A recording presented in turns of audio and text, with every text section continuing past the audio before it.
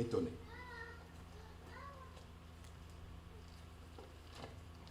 Étonné parce que des choses que...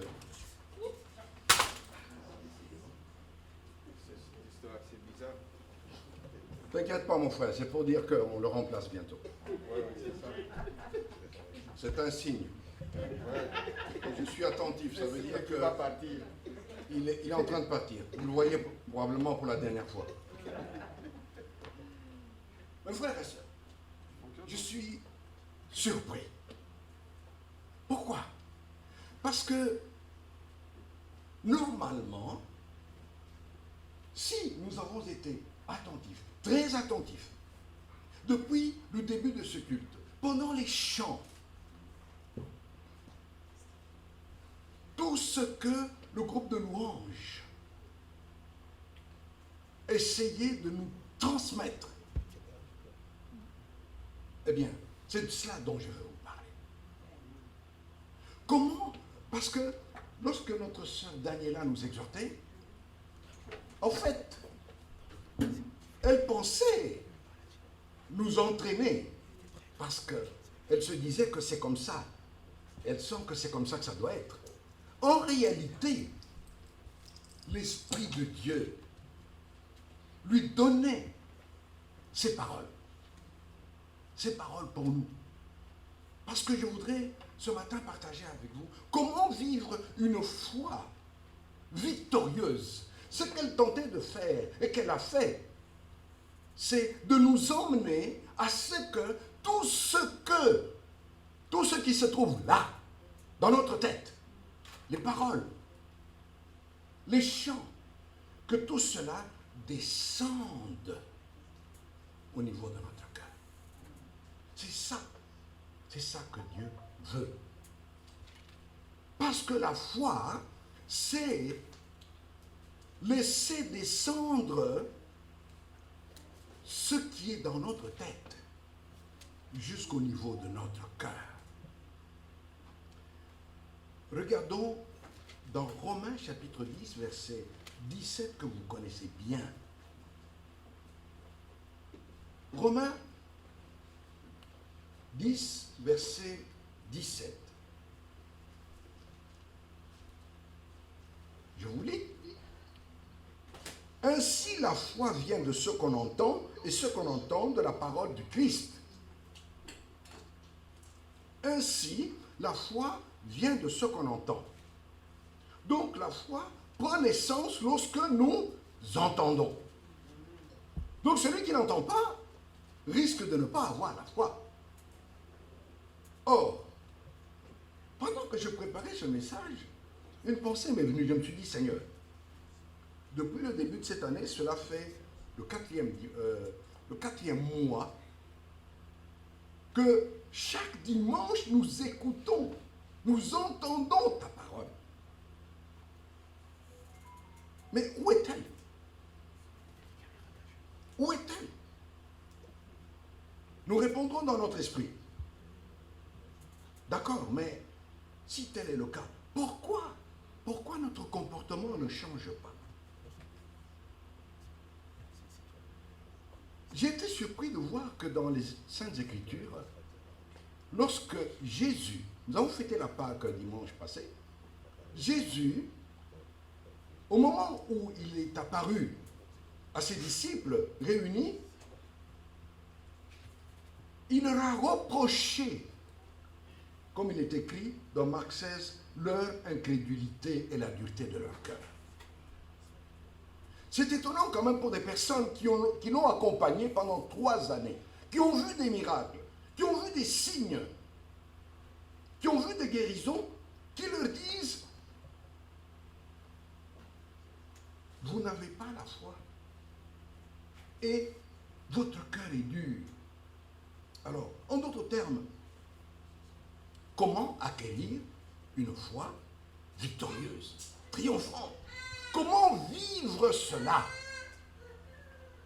Parce que c'est cela que Dieu attend de nous. Comment, dans ma vie, dans ta vie, vivre une foi triomphante, une foi victorieuse? Car Dieu ne peut rien faire sans la foi. Nous connaissons tous ce verset qui dit « Il faut que celui qui s'approche de Dieu sache qu'il existe, qu'il est le rémunérateur de ceux qui le cherchent. » Donc, sans la foi, s'approcher de Dieu, ça n'a pas de sens. Alors, mais pour cela, j'aimerais ce matin vous rappeler une chose, pour ceux qui le savent, ou vous apprendre ceci. Pendant que je parle, vous entendez ma voix, n'est-ce pas? Notre être, ce que nous sommes, est composé de 3 entités. Ce que nous sommes est composé de 3 entités. Le corps, l'âme et l'esprit. Le corps, c'est cette enveloppe-là, extérieure, que l'on voit, hein, que chacun de nous possède. Et c'est aussi le seul lien avec l'extérieur. C'est le seul lien avec l'extérieur. C'est par le corps, par les 5 sens que nous percevons tout ce qu'il y a autour de nous. Je dirais, pour ceux qui conduisent, ils comprendront bien ce que je voudrais dire, que c'est un petit peu comme les pneus d'un véhicule. Le véhicule peut être aussi grand que l'on veut, aussi beau que l'on veut. Les pneus sont les seuls contacts avec le sol. Donc, si les pneus sont en mauvais état, c'est dangereux. Le corps, c'est cette enveloppe extérieure qui nous met en contact avec tout. Comme exactement, pendant que je vous parle, vous entendez ma voix et par vos sens. Mais nous n'avons pas que le corps. Nous avons aussi une âme. L'âme est le lieu de nos émotions et de nos sentiments. C'est pour ça que nous ne sommes pas des robots. Nous avons des sentiments. À partir de notre âme, nous exprimons ce que nous ressentons. Vous voyez, nous exprimons ce que nous ressentons. Ensuite, nous avons également, maintenant, le plus important, notre esprit. Le lieu central de toute personne. Ton esprit, mon esprit. Ces 3 entités se trouvent réunies. Et par cette réunion-là, justement, Dieu agit. 1 Thessaloniciens 5, 23 nous dit que le Dieu de paix vous conduise à une sainteté totale et que tout votre être, l'esprit, l'âme et le corps soient conservés irréprochables lors du retour de notre Seigneur Jésus-Christ. Donc, cela signifie que ce que tu es, ce que je suis, doit participer aussi à l'adoration de Dieu, à la vie de Dieu. Lorsque Jésus était à la croix, les Saintes Écritures nous apprennent ceci. Au moment, avant de mourir, il a dit, « Père, je remets mon esprit entre tes mains. » Il n'a pas dit, « Je remets mon corps. » Je remets mon esprit entre tes mains. Cette personnalité intérieure qui a été touchée par Dieu, eh bien,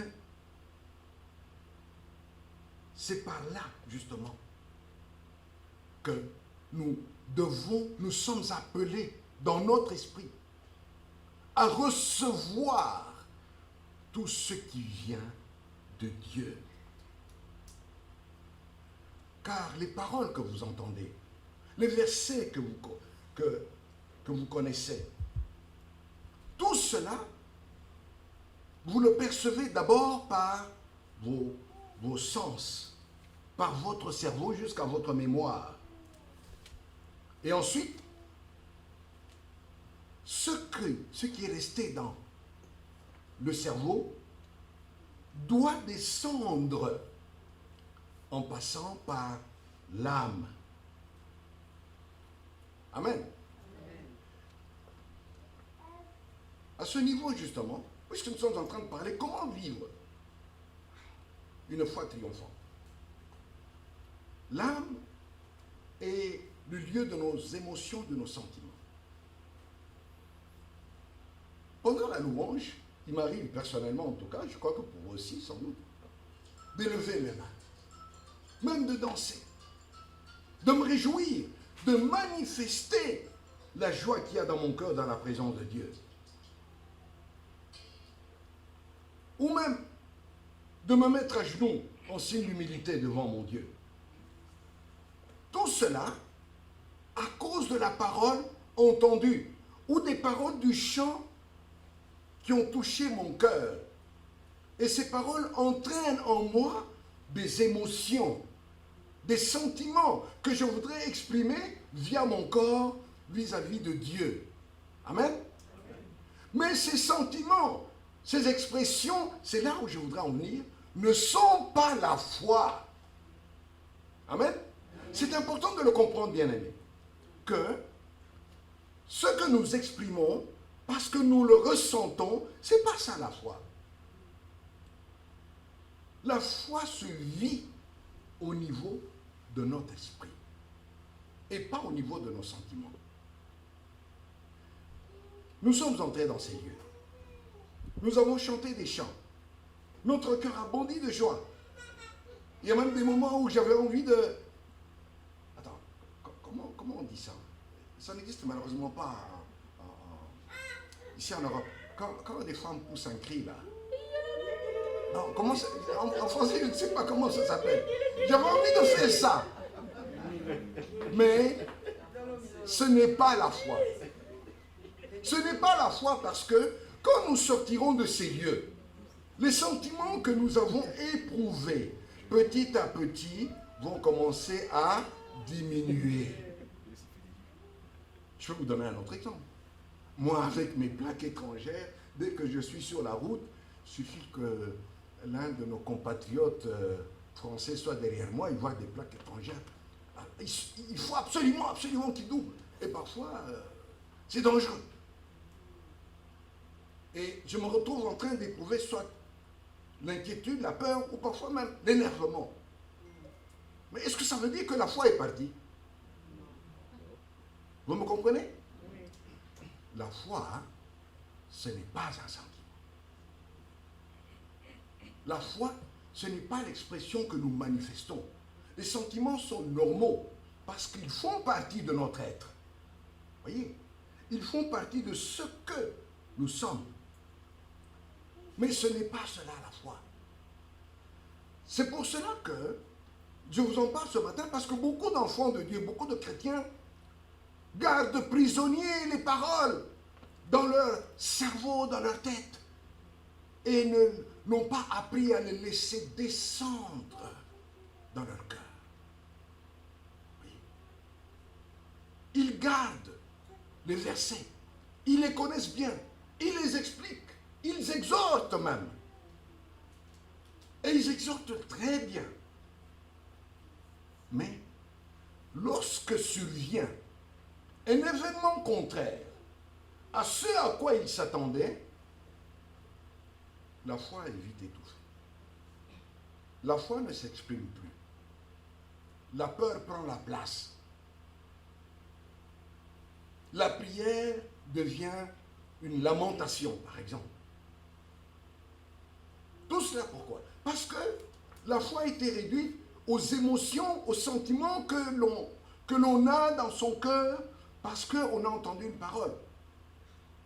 Non, il faut que les paroles que vous avez, les versets bibliques que vous avez, descendent au niveau de votre cœur. Je vais vous expliquer comment. Descendent au niveau de votre cœur. Parce que tant que ces paroles resteront toujours là, dans notre tête, vous vivrez des hauts et des bas. Quand nous chantons, quand nous louons Dieu, vous vous sentez heureux, vous vous sentez content.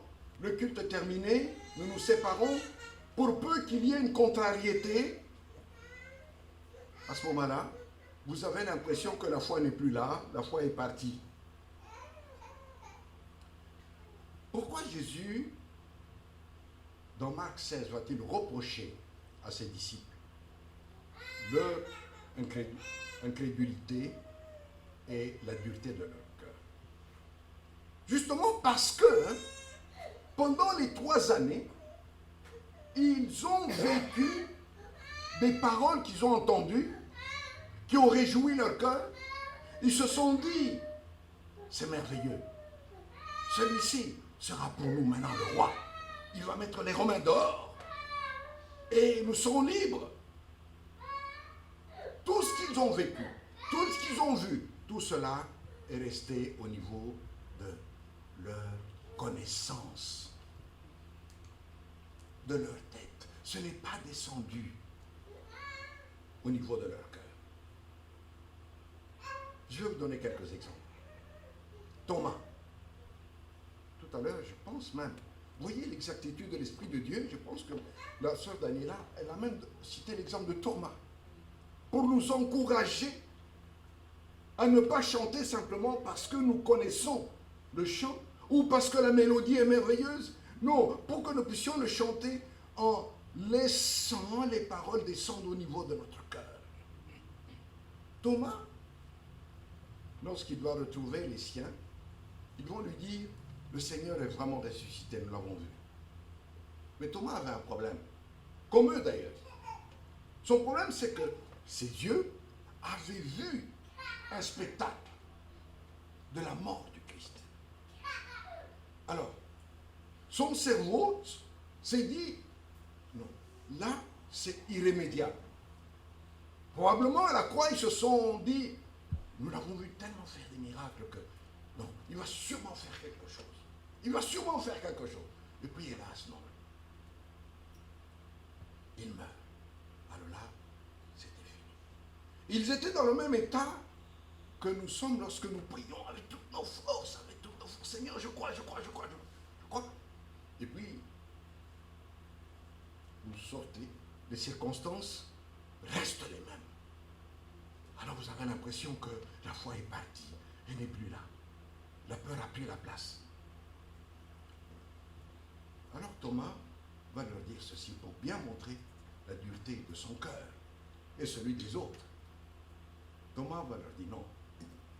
Si je ne vois pas, si je ne mets pas la main sur son côté, ça veut dire qu'il avait vu. Ses yeux ont été impressionnés. Et les marques des clous, non. Ce que j'ai vu, si je ne fais pas cela, je ne croirai pas. Alors, un certain jour, Jésus était venu au milieu d'eux. Et là, Thomas était avec eux. Nous avons un Dieu omniscient qui nous connaît très bien. Il appelle Thomas. Thomas, viens. Mets ton doigt. Mets ta main. Vous connaissez les Écritures, n'est-ce pas? Thomas n'a pas dit je viens. Thomas s'est écrié mon Seigneur et mon Dieu. Qu'est-ce que ça veut dire? Seigneur, je crois. Je crois maintenant. Je crois en dépit de ce que mes yeux avaient vu. Amen. Je crois en dépit de ce que mes sens, au travers de mon corps, avaient perçu. Et donc je me suis dit, non, c'est terminé, c'est fini. Mon Seigneur et mon Dieu. Donc maintenant, j'adopte l'attitude.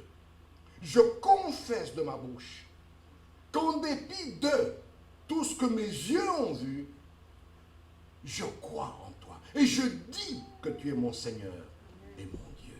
Amen. Je vais vous donner un autre exemple. Jésus rencontre les disciples d'Emmaüs. Ils sont en train de partir là. Je les imagine en train de partir découragés. S'ils chantaient pour s'encourager, ça devait être sûrement des chants de tristesse. Alors Jésus les rencontre.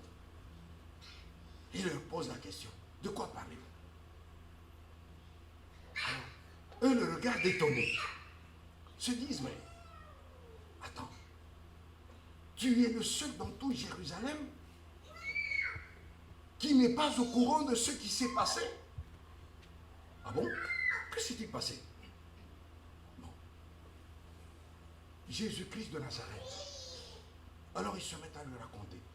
Mais ils en parlent au futur antérieur. Nous espérions un futur qui, dans leur esprit, ne va plus se produire. Nous espérions. Voilà. Alors, Jésus va leur dire ceci. Faites bien attention. Ô hommes, lents à croire tout ce qu'ont dit les prophètes. Amen. Lents à croire tout ce qu'ont dit les prophètes. En d'autres termes, comme les autres, ils ont entendu les paroles. Ils ont vu. Mais tout cela était resté au niveau de leur cerveau et de leurs émotions.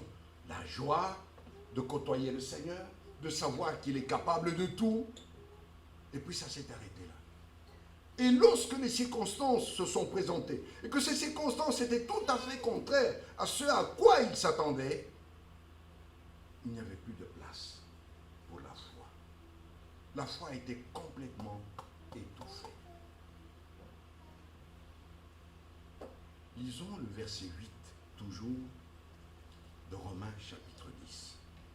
Et là, nous comprendrons comment laisser les paroles que nous recevons dimanche après dimanche, dans nos lectures personnelles, comment les laisser descendre au niveau de notre cœur. Verset 8.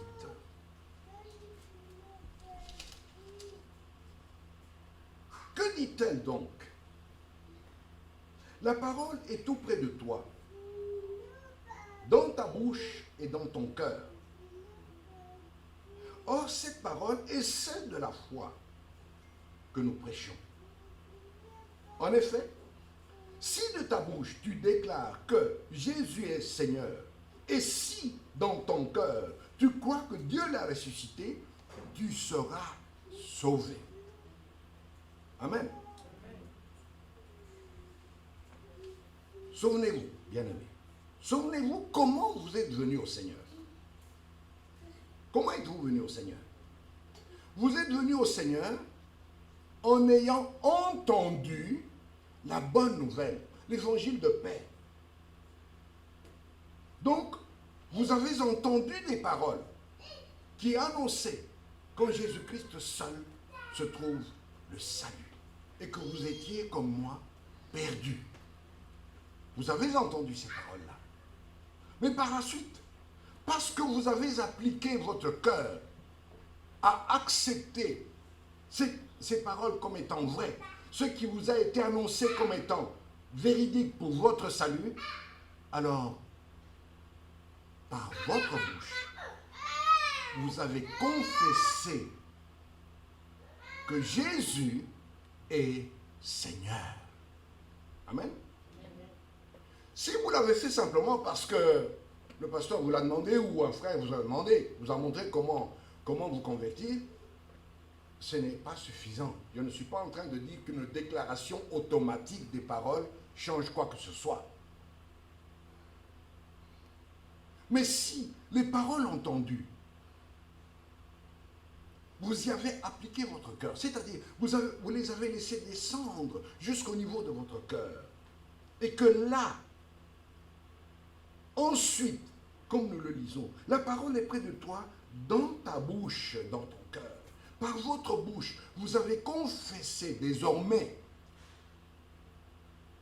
Seigneur, désormais, tu es mon Seigneur et mon Dieu. Désormais, ma vie est entre tes mains. Je crois que tu m'as libéré. Si vous avez confessé cela, parce que vous y avez cru, alors la foi a pris naissance par ces paroles dans votre cœur et la Bible déclare, vous êtes sauvés. Car c'est par la déclaration de la bouche que la parole est descendue dans mon cœur, en sorte que mon frère, ma soeur, ce que tu déclares ne va pas dépendre de ce que tu es, ni des circonstances que tu traverses. Ce que tu vas déclarer de ta bouche ne dépendra même pas de la joie que tu peux ressentir à un moment donné. C'est pour cela que je vous disais tout à l'heure que pendant la louange, nous pouvons éprouver de la joie, de l'allégresse, lever nos mains, danser même. Mais ce n'est pas cela la foi, parce que ces sentiments s'arrêteront quand nous aurons fini et que chacun de nous sera chez soi. Toutes sortes de circonstances, de situations vont revenir. Et à ce moment-là, les sentiments qui étaient en nous, petit à petit, vont diminuer. Mais la foi demeure. Elle demeure en quoi? Elle demeure où? Elle demeure dans notre esprit, elle demeure dans ton cœur par les paroles que tu as confessées. Amen. Que tu les aies confessées dans la prière ou que tu les aies confessées pendant que tu te prépares. Parce que derrière ces paroles, il y a le monde de Dieu, puissant, capable de tout changer. Parce que par ce que tu confesses, par ce que je confesse, je ne le fais pas, je le fais en dépit de ce qui peut se présenter devant moi. Amen. Amen. Amen. Comprenez bien cela. D'ailleurs, je vais vous dire une chose. Pasteur, normalement nous devrions, à chaque dimanche, pense-y, après que tu aies prêché, prendre un temps pendant lequel ce que nous avons entendu, nous prenons le temps dans la prière de le confesser, si réellement nous le croyons. Parce que c'est par la confession de notre bouche, c'est par notre adhésion aux paroles des Saintes Écritures que nous avons entendues, que là, nous montrons réellement à Dieu, dans notre cœur, que oui, Seigneur, voilà comment je vais me conduire. Voilà comment seront mes pensées. Voilà comment, désormais, je vais me diriger. Amen. Amen.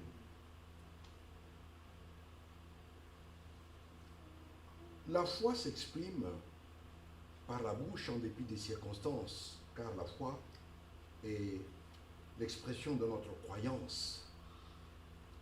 La Bible nous dit, tout ce qui est né de Dieu, par exemple, 1 Jean 5, 4, tout ce qui est né de Dieu triomphe du monde. Et la victoire qui triomphe du monde, c'est notre foi. Amen. Si tu connais cette parole, si tu l'as lue, si tu crois en cette parole, mon bien-aimé, pourquoi n'appliques-tu pas ton cœur à confesser cette parole? Lorsque les tentations viennent, par exemple, ou le péché survient, le mensonge ou la médisance ou autre, mais que chaque jour quand tu te lèves, Seigneur, je suis né de toi, donc je triomphe du monde, je triomphe de l'esprit du monde, je triomphe du péché, parce que par la foi, je sais que je vais tenir ferme. Amen. Donc, la victoire ne peut s'acquérir, bien-aimé, que par la parole de Dieu, à laquelle nous avons cru et que nous nous appliquons en toutes circonstances à confesser, parce que nous y croyons. Et que quand nous le faisons en dépit des circonstances. Quand je dis en dépit des circonstances, je dis par là que en dépit même de l'adversité, des difficultés qui peuvent survenir. Amen. Je ne regarde pas aux circonstances, je ne regarde pas aux situations. Parce que si tu regardes aux situations, tu vas te retrouver comme les disciples à la croix qui regardaient aux circonstances, et lorsqu'on va leur annoncer que Jésus était ressuscité, ils avaient du mal à croire. Les disciples d'Emmaüs diront même, oui, mais nous espérions, mais il est vrai que quelques-uns d'entre nous sont venus dire que Jésus est ressuscité, mais nous, on ne l'a pas vu. Et puis les femmes sont allées à la tombe, mais vous savez, ce sont des femmes. L'incrédulité. Et vous comprenez l'incrédulité et l'habileté de cœur que Jésus leur a reproché. Mais béni soit le Seigneur parce qu'après la Pentecôte, ce n'étaient plus les mêmes personnes. Par le Saint-Esprit, ils avaient désormais appris à confesser ce qu'ils avaient entendu, à faire des paroles qu'ils avaient entendues, désormais, leur mode de vie. Amen. C'est pourquoi nous lisons par exemple Abraham, qui est appelé le père de la foi. Abraham,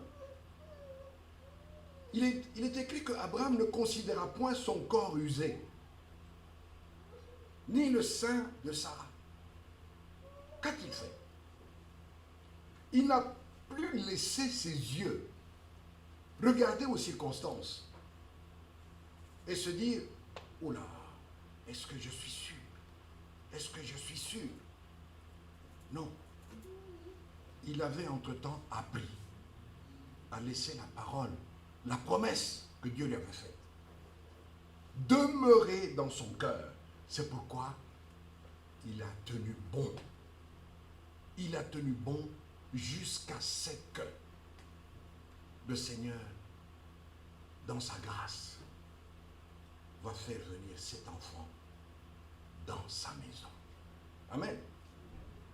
C'est pourquoi ce matin, bien-aimé, tenez bon. Maman Juliette, tiens bon. Parce que Hébreu nous dit que celui qui a fait la promesse est fidèle. Amen. Amen. Celui qui nous a fait la promesse, celui qui nous a garanti, celui qui nous a garanti. Dans la prière de notre soeur, à un moment donné, quand je vous dis que l'Esprit de Dieu est au milieu de nous, je ne sais pas comment vous attendez sa présence. Elle disait, Seigneur, je crois, je confesse que dans notre jeunesse, l'œuvre que tu as commencée, la manière dont tu les as touchés, tu as fait de tes enfants désormais, ce que toi tu as commencé, Seigneur, tu l'emmèneras jusqu'au bout. Amen. Tu ne laisseras pas tomber.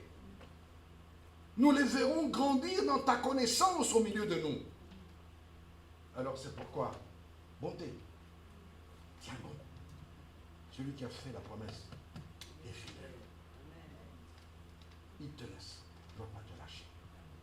Quelles que soient les circonstances, apprends à confesser les promesses, la parole, ta vie en Christ. Quelle que soit l'adversité qui viendra, tu les vaincras. La victoire qui triomphe du monde, c'est notre foi. Et la foi, comme je l'ai dit, ce n'est pas les sentiments que nous éprouvons. Les sentiments sont nécessaires quand nous nous rassemblons. Ça fait beaucoup de joie. Mais après, nous allons nous séparer. Nous, la victoire qui triomphe du monde, c'est la foi qui est venue au moment où nous avons entendu la parole. Et que nous avons laissé cette parole entrer dans notre cœur. Et qu'à partir de là, nous avons maintenant appris à confesser cette parole. À dire, Seigneur, voici ce qu'il en sera désormais. Je vais marcher selon ce que tu m'as appris. Amen. Je vais marcher selon ta sainteté. Amen. Je voudrais terminer en vous disant, voici ma confession quand je vous regarde. Je vous regarde. Voici ce que je dis régulièrement dans la prière à propos de vous. Je dis, Seigneur, ils t'ont reçu. Car ta parole me dit, à tous ceux qui l'ont reçu, à ceux qui croient en son nom, elle, la parole, Jésus-Christ, leur a donné le pouvoir de devenir enfants de Dieu, lesquels sont nés ni de la chair ni du sang, mais de ta volonté.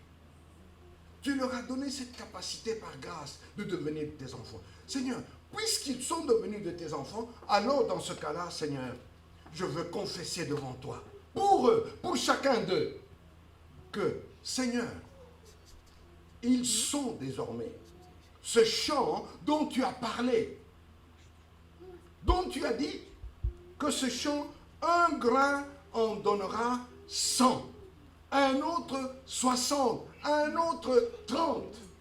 Amen. C'est ça ma confession pour chacun de vous. Parce que par la foi, je confesse que celui qui a commencé cette œuvre en vous l'emmènera jusqu'au bout, fera grandir son Église.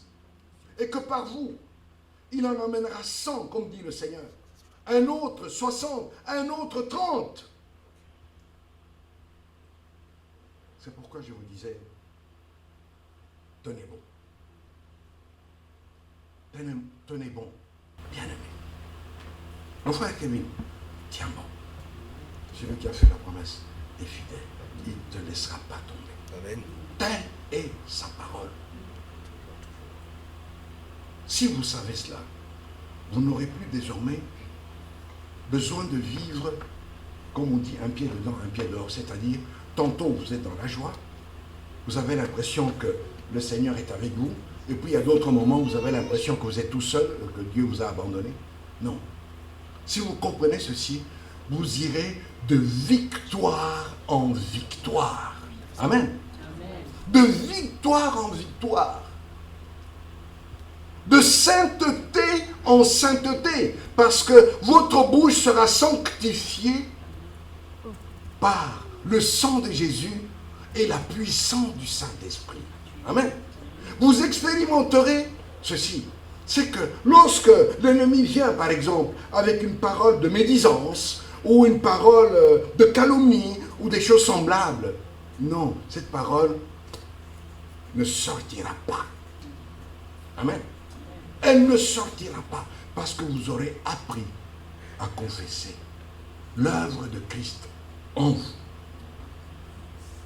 C'est pourquoi je vous encourage, tenez bon. Tenez bon. Je dis par la foi devant le Seigneur, Seigneur, ils sont ce champ dont tu as dit. Jésus en a décrit 3, dans lequel rien. Il n'y a rien qui a été produit. Les 3 premiers. Le 4e. Un quart. Un quart, c'est juste 25%. C'est pas beaucoup par rapport à 100%. C'est pas beaucoup. 25%, c'est peu. Mais c'est de ce peu-là qui, ayant entendu la parole de Dieu, la foi vient de ce qu'on entend. Et ce qu'on entend de la parole de Christ, qui, désormais, vivant dans la sainteté de Dieu, de victoire en victoire, confessant sans cesse les paroles qui dépassent notre entendement. Amen. Qui dépassent notre entendement. Parce qu'elles ne dépendent pas des circonstances. Confessant sans cesse ce dont Dieu vous appelle à vivre. Alors, je dis, Seigneur, de ton œuvre, de cette église, de mes frères et sœurs, alors tu en produiras 100, 60, 30, tu les feras grandir. Est-ce que je ne suis pas conscient que vous êtes faible et que vous pouvez tomber? Oui, je le sais. Mais cela ne va pas m'empêcher de confesser à votre égard, de confesser à mon égard, ce que la parole de Dieu me dit. Amen.